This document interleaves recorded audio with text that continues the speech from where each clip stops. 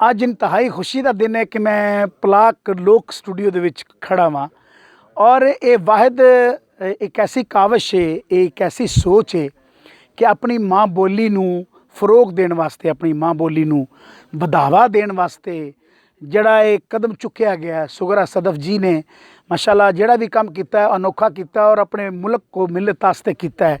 ਆਪਣੀ ਮਾਂ ਬੋਲੀ ਦੀ ਰਾਖੀ ਵਾਸਤੇ ਪਲਾਕ ਲੋਕ ਸਟੂਡੀਓ ਜਿਹੜਾ ਹੈ ਇਹ ਬਣਾਇਆ ਔਰ ਇਹ ਐਸਾ ਪਲੇਟਫਾਰਮ ਹੈ ਕਿ ਜਿੱਥੇ ਸਾਰੇ ਆ ਕੇ ਆਪਣੇ ਫਨ ਦੇ ਜ਼ਰੀਏ, ਆਪਣੀ ਆਵਾਜ਼ ਦੇ ਜ਼ਰੀਏ, ਆਪਣੇ ਅੰਦਾਜ਼ ਦੇ ਜ਼ਰੀਏ ਪੂਰੀ ਦੁਨੀਆ 'ਚ ਛਾ ਸਕਦੇ ਨੇ। ਔਰ ਇਹ ਬੜੀ ਮੇਰੇ ਮੁਲਕ ਵਾਸਤੇ ਬੜੀ ਖੁਸ਼ਖਬਰੀ ਹੈ ਕਿ ਮਾਸ਼ਾਅੱਲਾ ਇਹ ਚੰਗਾ ਐਸਾ ਕੰਮ ਹੈ कि माँ बोली की खिदमत करनी समझ लो कि तुसी अपनी माँ की खिदमत की, अपनी धरती की खिदमत की।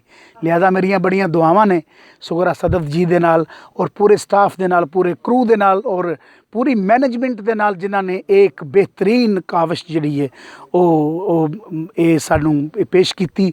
और पूरी जिन्ने भी लोग फनकार आते हैं अपनी परफॉर्म करके तो हौसला अफजाई उन्हों की होंगी है।